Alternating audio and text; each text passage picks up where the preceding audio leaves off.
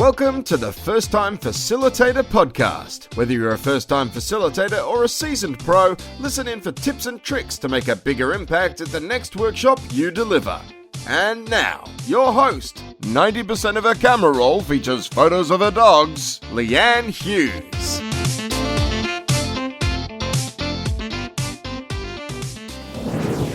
Hi everyone and welcome to the show. I'm your host Lydia Hughes and I'm here to help you create unpredictable workshop experiences that predictably work. On last week's show, I interviewed the world's leading authority on body language, Mark Bowden. Now, he also played the Orc General on Lord of the Rings too, which is pretty cool. But honestly, the tips he shares on this episode about facilitation and body language really challenge my existing facilitation mindset and blew me away. So if you haven't listened to that one already, I suggest you do. Now, we're at the end of January 2020 already. And did you plan on making any changes in your life this year? If so, how is that going for you?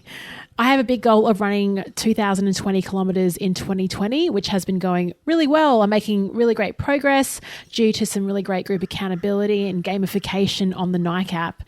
But I also challenged myself this year to upload a running video about my progress to YouTube every week, and I haven't been consistent with that. I have not been trending well. I haven't made a positive change in that regard. So implementing any new habit individually is difficult, as we all know, but how then do we get organizations to do it better if it's tough at an individual level? It's definitely not easy. And I don't know about you, but I seem to hear more and more about how organizations can get it wrong, shockingly wrong sometimes.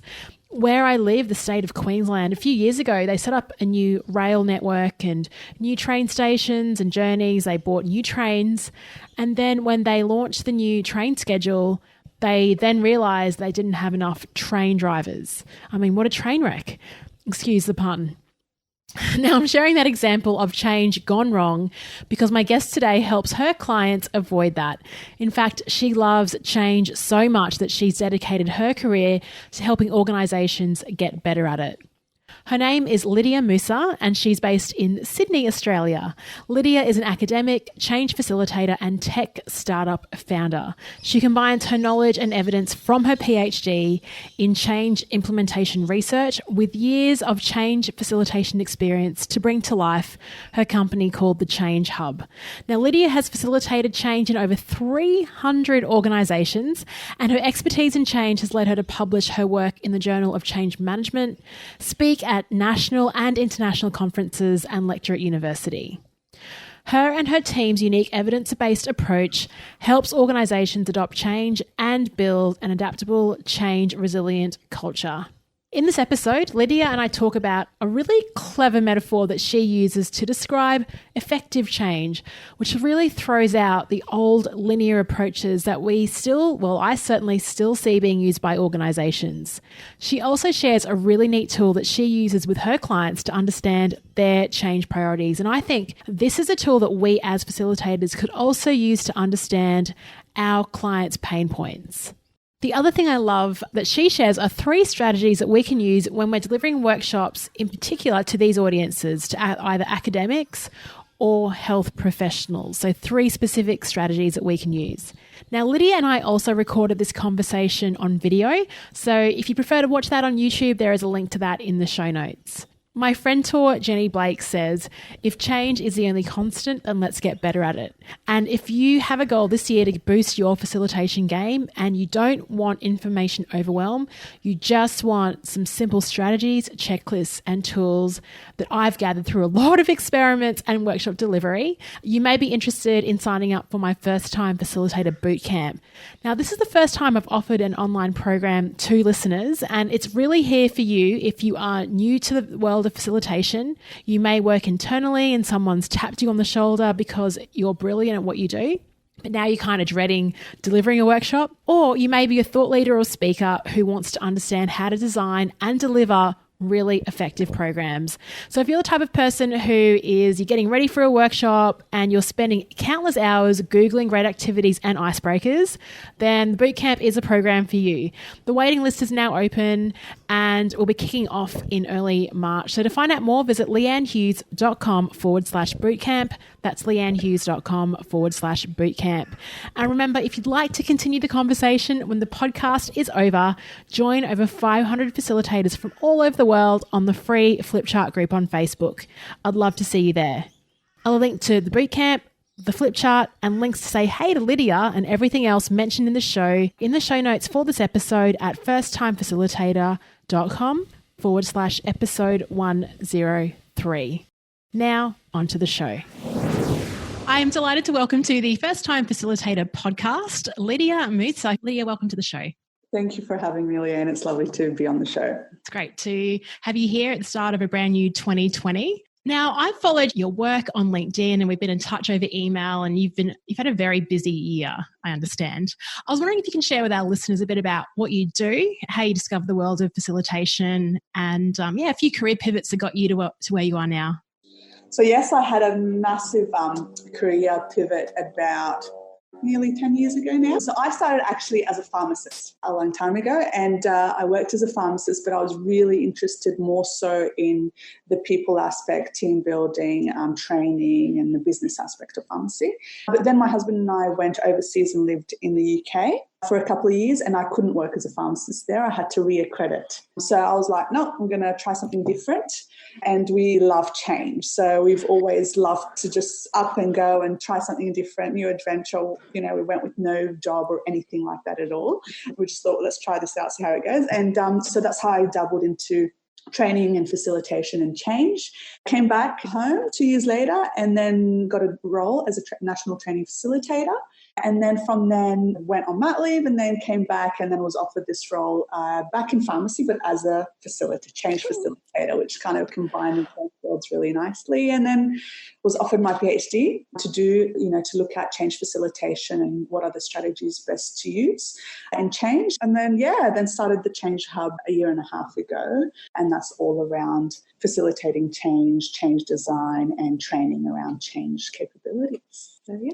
Wow. Just hearing your story, you make it sound like the change has been so sequential. The fact that you were able to pick up a role that combined pharmacy with change. What were you thinking when that job was offered to you? I mean, because a lot of people, myself included, were like, how do these people get these roles that perfectly suit the intersection of their skills? How did that happen for you, do you think? I think it's being open to lots of new opportunities. I think for us, we've never shied away from trying something new or saying yes. Sometimes it has led to failure a lot. Glad that you're keeping it real.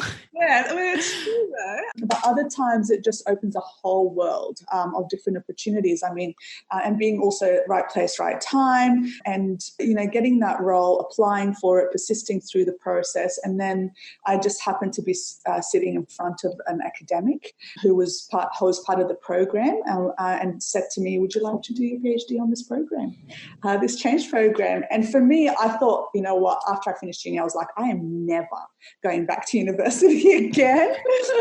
But like you said, when it aligns and it's something that you're truly passionate about and something that just feels right, and that intuition kicks in and logically it made sense. My husband has this motto, you never say no to free education. So, awesome motto. Yeah, and I was like, I spoke to him. I was in Queensland at the time for this conference, and when I was offered to him, I spoke to him on the phone. He's like, say yes. And it was 3 years and it was going to be crazy, but he's like, yes, this is great. We had a little bub by then. She was 1 and a bit, and you'd think it was a really difficult decision, but actually it was really easy. We were both online and we said, yes, let's do it. Amazing. Now, something that you also said when you introduced yourself was saying that sentence, we love change. Where does that come from, do you think? Have you always been that way? Because a lot of people, like hearing your story, packing up, going overseas, a lot of people see that and go, that's a massive risk to take. And you might have family members that are like, oh, what are you doing? Like, you just got your degree. Like, where do you think that comes from? I know Carol Dweck talks a lot about this growth mindset. It seems to be obvious in your family. Is it the way that, have you developed that over time, or just that innate sense of loving? Well, no, uncertainty? I think it's a lot of, it's nature and nurture because growing up, so I was born in Egypt.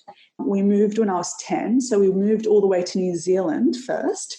And that was a huge step. And that was my first big change in my life. And it kind of rocked me a fair bit to begin with. But then I think I've learned to become much more adaptable and resilient through that because you're going into a new country, not speaking the language, all these people who you don't have much alignment with, and learning to adapt to that. Through my childhood, I moved across 7 different schools growing up. So it was less around being stuck and more around how can I be flexible? How can I adapt? How can I make friends? How can I deal with the situation that is new to me? So I think that, and then we moved to Australia 4 years later, and then, and it was just moving school after school, and it was just, you just learn to adapt and become really resilient, which I think in this day and age, it's hard to teach our kids because it's all around routine and stability. So it's a really important skill to start building in our children and in organizations, obviously, because everyone loves that security, and it's needed because Maslow's hierarchy of needs, you need that security, but how can you have that and ensure that, but also be quite flexible and adaptable to the environment, especially now with the future of work and the way it's going? How can organizations be really adaptable? And that starts from a really young age. I try and have routine around with my kids, but then I would chuck something in there that just completely throws them off. To teach them to be a bit resilient. And sometimes it depends how you talk them through it, getting them ready for it. And then they become that little bit more adaptable and start solving things on their own and looking at different directions. I love that you do, like you bring in your work and lean that into your home life as well. But it was interesting, I was reading the autobiography of Jessica Watson. She's a 16-year-old girl that sailed all around the world on her own. And she was talking about her life being homeschooled by her parents, and every day they were on road trips somewhere new. And so she was just used to that skill set that you nurtured when you were at a young age as well. So I love hearing that you love change. What's funny, which is what I'm sure you notice in organizational life, when people hear the word change, they don't necessarily have that same response that you and your family have about loving it. It's usually a lot of fear is involved. Why do you think there is that fear when it comes to organizational life? You tapped on a bit of Maslow's hierarchy. What else do you see about fear with change in organizations? Well, from the neuroscience of change and behavioral science. So I use this example in our workshops a lot is if you are faced with a lion, your first instinct is to fight, flee, or freeze, right? Because it's a quick thing that has just happened, right? But yet we go to the zoo and face lions all the time. We pay to go to Africa, right? To see lions. No, we pay. Right? It's about getting ready and understanding that process. And if it's sudden, our animalistic brain comes to life and it's that flight, freeze, or flee kind of response. But when we're getting ready and we're involved early on and engaged early on and made to have ownership and to be empowered with those decisions, then it doesn't become about, I just got this email and there's this huge change and now my animalistic response is going to, strike. It's around, I knew this was coming. I knew what the outcomes were. I was involved in the process. Therefore, it's not as much of a resistance to it as more of a going along that change journey as quickly as possible. So it's the approach that organizations have towards change. And that's what we're trying to kind of change, the approach around change, that there needs to be a lot more involvement. It's around human-centered design approach rather than this simplistic linear process that comes right at the end of implementation, I'd love to talk more about human-centered design. There was a really great thread on the Flipchart group. I think someone was talking about change and change models. And I think yourself and Leanne Elliott were riffing about it. I saw the ADKAR model was mentioned, which is that linear process of these are the 5 steps, and by the end you'll have a great change. And you're saying, no. Yeah, there's these theories out there, but they don't seem to work. So talk us through human-centered design. What does that mean when it comes to implementing a change? So this is 1994 we had the Kotter's model. Kotter's, 8 steps. Eight-step model, and John Kotter established that. And that was revolutionary at the time because no one even thought about change in that way. Before that, it was, unfreeze, to make change, refreeze, right? Which was, it was, again, great at that time in the 60s. But now, then this John Kotter model came up, and it was like, oh, wow, we have to ensure that there's a vision and it's amazing, and we have to trickle it down, top down, and that was revolutionary then. And then in 2006, Jeff Hyatt wrote the ADKAR model. And that was a bit more of a bottom-up and a little bit of a top-down. So it was really good to cater for both. It's a 5-step model, and it's been used worldwide, and it's really, taken the world by storm for change. And that was in 2006. But since then, we've realized that, hold on, there's so many challenges coming up. And the one thing that constantly comes up is a lack of leadership engagement.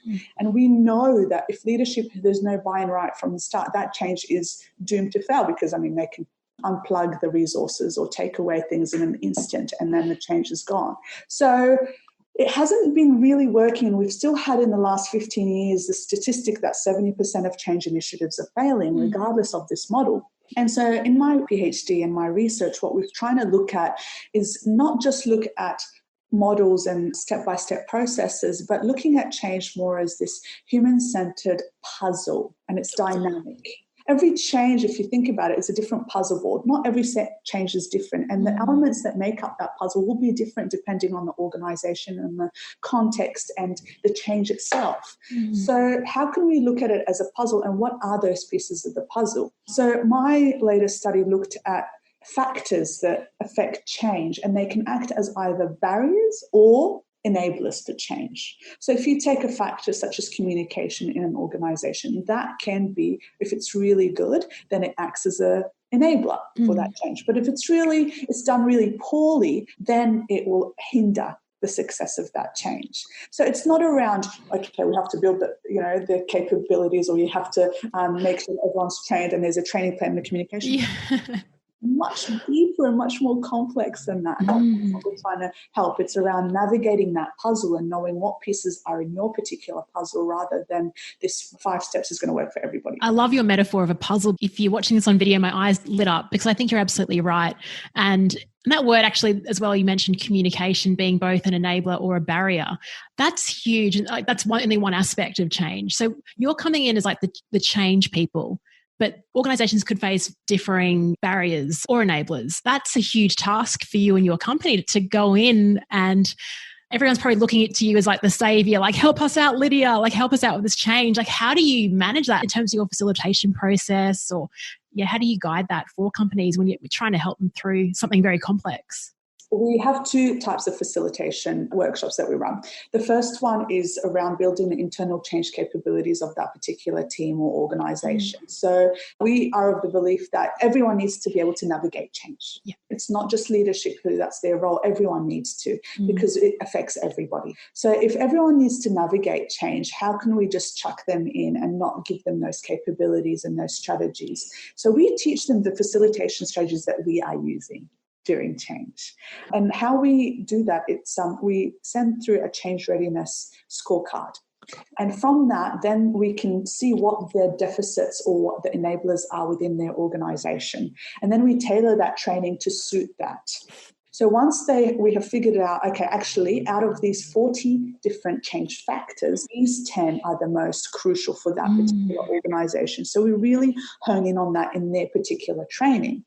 So you'll see that each one has different type of training. For us, it's not starting from scratch because we have 40 different factors to choose from. And we say, well, actually for you, we've diagnosed, or that scorecard has highlighted that it was the fact that there was not leadership engagement, there was no clear objectives, the communication is really lacking, or things like that. And we highlight the top 10 for them.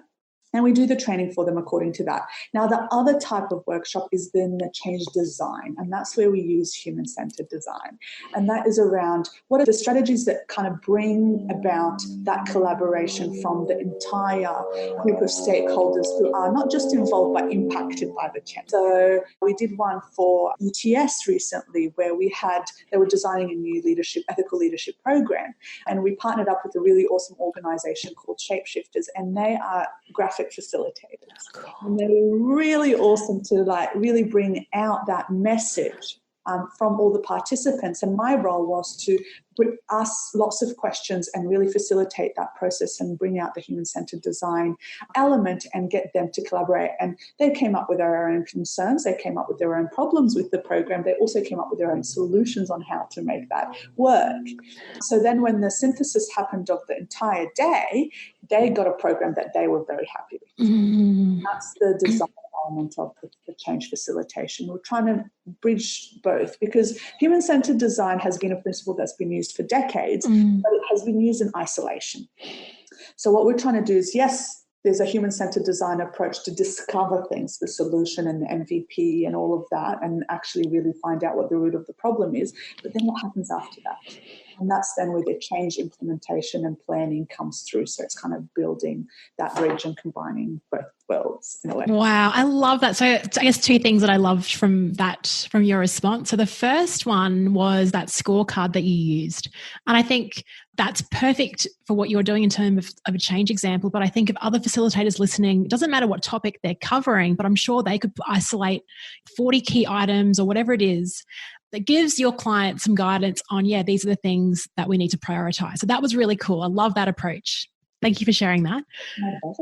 And the second thing was also the collaboration piece and bringing in graphic facilitators to sort of draw and maximize your skill set. I certainly am not a good graphic facilitator yet. Maybe I should outsource that as well and partner, but I love that you've used collaboration as well to help solve a problem. So when it comes to change, I guess when I was working in corporate, you'd have things like a digital transformation project, and it was like, hey, we start here, this is what the end looks like. But when I hear transformation, I think, well, that's an ongoing process. So how do you know when change has been effective, it's trending a certain way? Is there a go live date? Like, how do you know when it's been successful?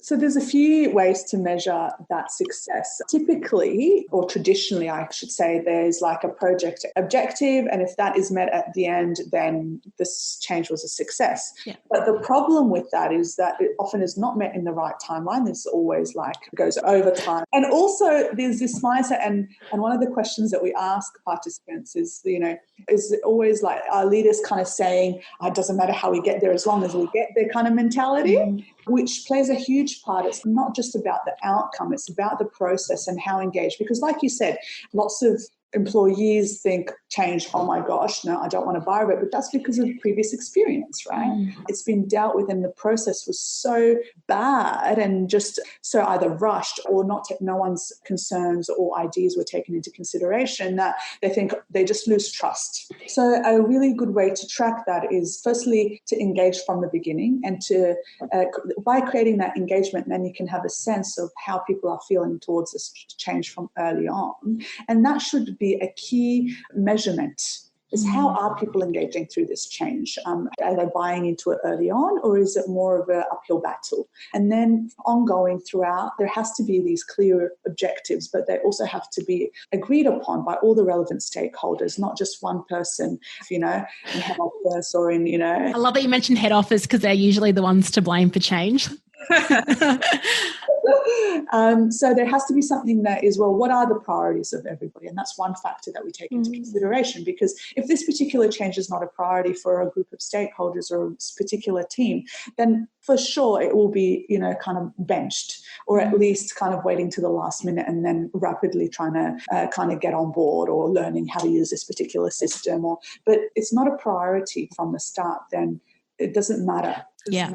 Into it. So you have to measure all of these things constantly. People's capacity is something that we don't often measure and don't often track. We kind of load it, and that's what leads to change fatigue. Here's another thing. There you go. And also having a change, I don't use the term change manager. Oh, nice. Okay. Because I don't believe that you can manage change, truly manage change. Oh, that's cool. Yeah. You can't manage emotions, you can't manage engagement, you can't manage these things. You can facilitate it and navigate it, and that's why we change facilitators, because it's not about here's what you have to do, this is a process, fill out this spreadsheet and suddenly we have engagement or suddenly we have communication. No, it's not the case. It's how are we engaging and navigating and helping build these capabilities internally so that others can do it. So it's having a change person there to track it. And again, I don't like the term consultants either, because they're seen as these external people that come in and like change things up and then leave and then this chaos and have no idea how to deal with it. But I do believe that there should be some external objective person, or even if an internal person and can be objective, which is quite hard, but an objective facilitator who helps teams navigate that change and navigate the engagement and ensure that there's alignment and ensure that there is tracking and measurement and creates transparency. Because if it's just me and I know all about the change and no one else does, well, it's impacting everybody. So everybody should be aware so that they can then go through that, journey together. Yeah, I like the idea of transparency. Actually, one thing I did, I used to work in marketing previously in Western Australia, and we were doing this rebranding. Actually, what we did was, I didn't realize how it would work, but I thought I'd give it a go. So we thought, right, we're going to keep the new company name secret. We're changing company names. We're going to keep it secret.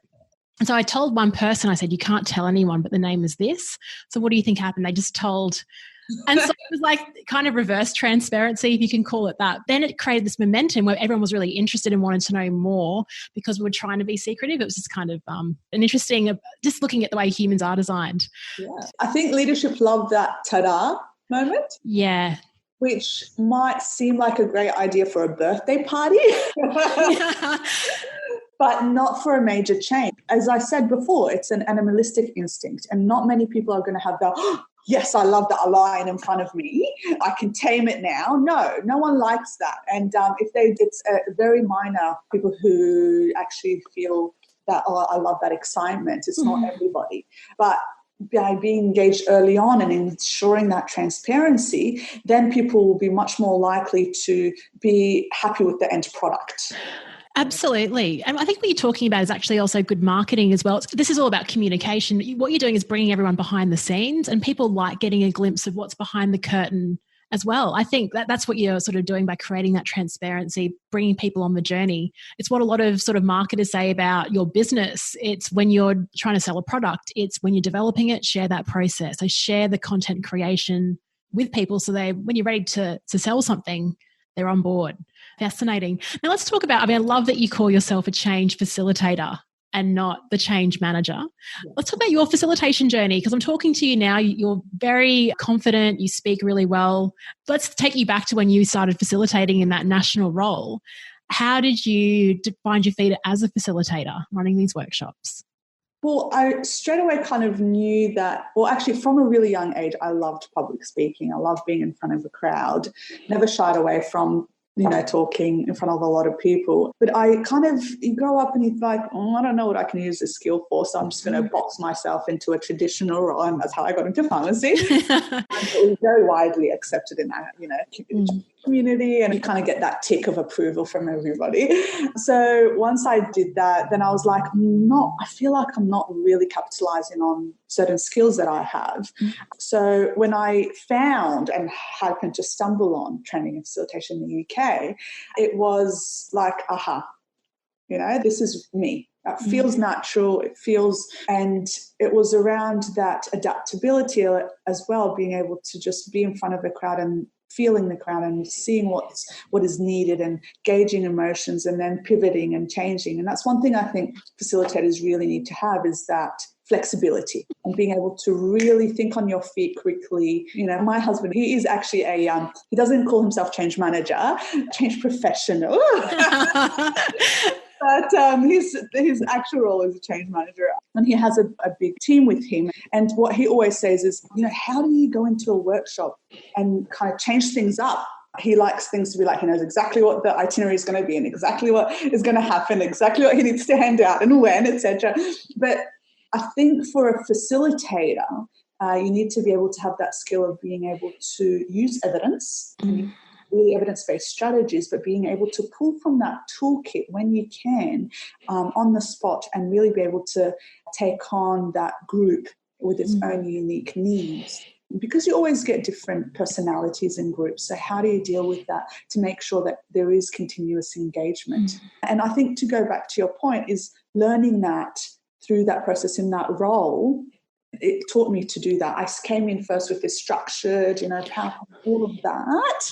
But what I found that really engaged people was when I kind of started writing on the whiteboard or on a flip chart, or really gauging people's ideas, handing out post-it note and getting their, concerns or their particular techniques that they use in their environments and their teams. So learning through that journey, and also the research helped a lot, because one of my papers is around change facilitation strategies and what are some strategies that have been used and what are the most effective ones versus ones that are not so effective, and how do you track that? And what the study that we did was around what were facilitators doing in practice. So we looked at pharmacy practice, and what were they doing and what worked well to resolve a specific barrier. And that particular strategy can work well for one barrier but not for another. Wow. So you really do have to be aware of all the different strategies and which one to pull from. Is that paper available? That paper is available online? Yes, I can give you access to the podcast. Cool. Yeah, I think a lot of facilitators will hear that and want to know more. And absolutely what your husband was talking about and what you were talking about, where it was all structured, that's absolutely me. And I think a lot of first-time facilitators, that was me like 4 years ago. It was like getting all the timing right, the handouts, all of it. And I think the difference between the first-time facilitators and those that are more experienced and more professional and have that confidence to be adaptable and flexible because they know the different processes that work. I think that's the difference between being a more experienced facilitator versus first time. And I also love that you mentioned that you love public speaking. So in this conversation, you've said you've loved public speaking and you love change. So you're very rare, Lydia. It's fantastic that you get to combine these.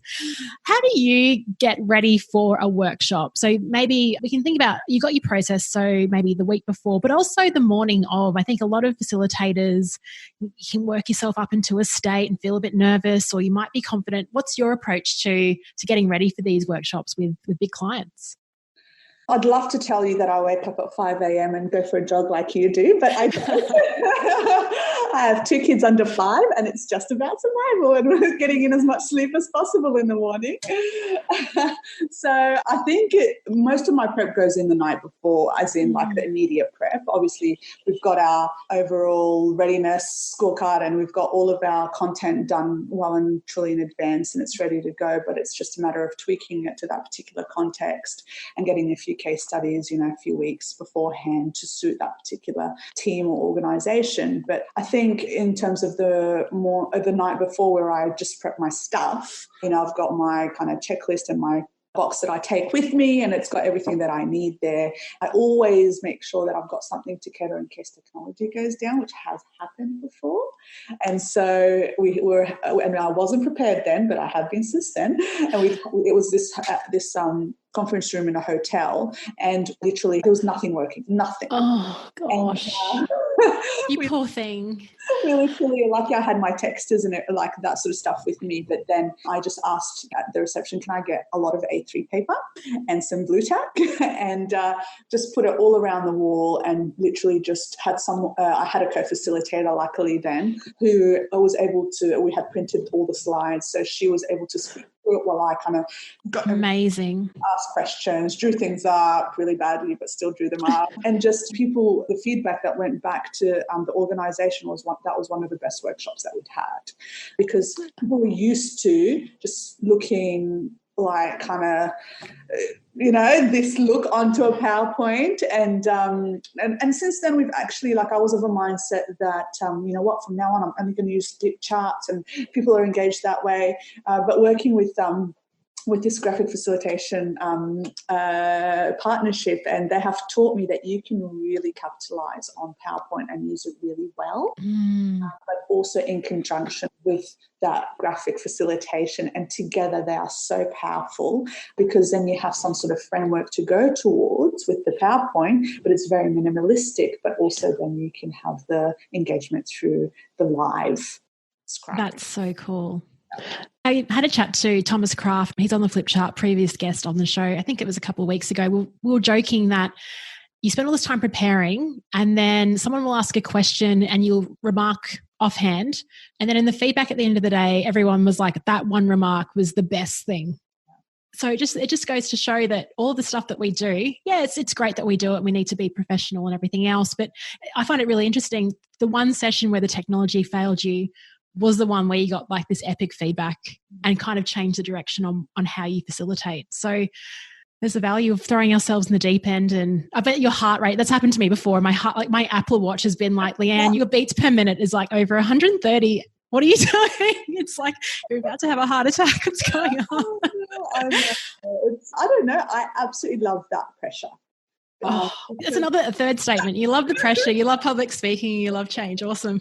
I'm an odd species for sure. Yeah. But I think it makes you really think on your feet and creatively, and helps you really problem solve, because if you're so used to doing things and replicating things, then when you are faced with something that's kind of out of the left field, you kind of taken back. But if you're constantly putting yourselves in situations that, I love going for those when the organization says it's going to be a difficult one, I'm like, sweet, I love it. Oh, wow. And I've done a lot with academics. I haven't actually worked with universities, but from what I've heard, university audiences are pretty tough, especially if you don't have like a doctorate yourself. Yeah. So it helps that I'm an academic, but also they are a tough crowd, because each one comes with their own expertise, and feeling like you are the biggest expert in the room as a participant, it shows for the facilitator. And I've seen facilitators kind of really crumble under that pressure with academics. Healthcare professionals are very similar. So being a healthcare professional as well, it was, I do a lot with health and a lot with general practice and pharmacy and nursing and all of that. And also not the easiest crowd, because again, they are experts in their field, and coming in, a lot is felt that it's a waste of their time from the get-go before they even meet you or do anything. So turning that around as quickly as possible at the start. And it's not just about your credibility and showcasing your credibility. It's more around the content that comes out of your mouth first. Right. What is it that they are going to connect with? Feel the relevance of this day, and that this is actually really important for them to attend. And we've seen that time and time again, where a specialist will come, and a day's work for them will give them a lot of money compared to coming to a training. But when they do, by the end, it's amazing when you see them engaged and finally kind of breaking out of that and actually being challenged. Sometimes they like being challenged. If you bring, again, with those two, academia and healthcare, you have to bring the evidence. Great. So is that your advice for facilitators that are working with those audiences? So very quickly, it's demonstrating credibility, using evidence-based research to support what you're saying. Is there anything else that you'd suggest for disarming that type of audience? And really acknowledging their challenges, because there are a lot of challenges in their environment. Academia has its own challenges, as well as healthcare professionals have their own challenges within their teams. So being able to get them to really just engage and say, actually, yeah, that's me. Yes, I'm going through that. And that connection will get them to start paying attention, For those types of groups, I don't think icebreakers and things that work that well, unless they, again, bring up those three elements, the evidence and the credibility and that connection with their challenges. But that's why I don't usually do icebreakers in my workshops. But what I do is aligning expectations from the first thing that we do. And after I've introduced myself, is what's your expectation out of it? Awesome. And then once we got that, then I can tell them whether I'm actually going to meet it or not. Because some come with this expectation that it's going to be one way. And I say, actually, no, that's not what we're going to cover today, but I can refer you to resources for that.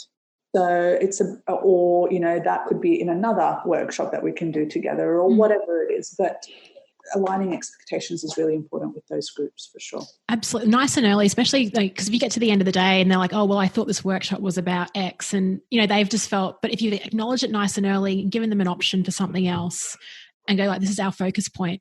I love that. Thank you for sharing that. And I think we haven't really spoken about those particular type of audiences, even though I have heard that it can be quite challenging, but you've given us some amazing strategies to make it more meaningful for them. And I think when you said to recognize their challenges, it reminds me, there's a book I'm reading at the moment. It's called Superfans by a guy called Pat Flynn. And he talks about learning the lyrics of your audience. So actually echoing back the challenges to them, which involves a bit of pre-work, bit of fact digging and all that sort of stuff. So when you do go up there, you can talk confidently about it and you're real and they resonate with that. Yeah. It's wonderful. Lydia, is there anything else you'd like to share with our listeners about facilitation, about change before we close off? We've just been everywhere with this conversation in such a short space of time. So thank you. My pleasure. I think the biggest key is make sure that your team are adaptable. They have the strategies and the capabilities they need to adapt to whatever change you throw at them and engage them on as early as possible. I think those are the biggest key kind of takeaways. And when we talk about human-centered design or agile thinking, they're really great buzzwords at the moment, but when you go into organizations and see if they're actually doing it, it's very rare. So really involving and what that means, and there are strategies to do that. So making sure you're actually doing it, not just saying, yeah, we're agile, or yes, we use human-centered design, actually use it. That's perfect. And I think what listeners, what I'm picking up from this conversation is that you actually live it as well. So you're not going in there going, change is great and you need to be more agile. I think the fact that you're throwing yourself into situations and you're constantly growing and saying yes to opportunities that are difficult is showing your adaptability as well. So, and I think we talk about authenticity as facilitators, but to be authentic, you've actually got to be what you say. So Lydia, thank you so much for that. And I think a lot of curious listeners will want to know more about how they can be more agile and how some processes for change that they can use in their facilitation work. If you'd like to know more, where can we send them? So our website is thechangehub.com.au, and we've also got a Facebook page, a group and a page, so the Change Hub. And obviously on LinkedIn, I share a lot of insights on a weekly basis. And so we've also got our subscription kind of newsletter that goes out. And this year we're exploring the top 20 change factors in 2020. So we're going to share the top 20 factors that affect change and how to navigate that using human-centered approaches and facilitation strategies, of course. Oh, amazing. Sign me up. I can't wait to follow that content on LinkedIn. I think it's going to be I just love practical strategies like that. And I think that's a good next step for anyone listening is once this is released, check the show notes for this episode. We'll have a link to all of that in there so you can find out more. Lydia, thank you so much. It's great to see the work that you're doing. I completely agree. Change and resilience is the key skill for the future. So loved having you on the show. Thank you for sharing all that you've got. And thank you for this show and for the Facebook group. I love following it, and you really are inspiration for facilitators, and the amount of insights that you share as well has been really invaluable. Oh. So thank you so much. Thank you. And thank you for contributing on that because I've learned a lot from you and your discussion points. Absolute pleasure. Hey, thanks so much for sticking around. You've reached the end of another episode of the First Time Facilitator podcast. Connect with the show at firsttimefacilitator.com or follow me on Instagram at Leanne Hughes to find out what I'm up to during the week. If you enjoyed this episode, please feel free to share it with someone who will also appreciate the insight, and make it easier for yourself and subscribe to the show in your podcast player of choice. Thank you so much for listening, and chat to you next week.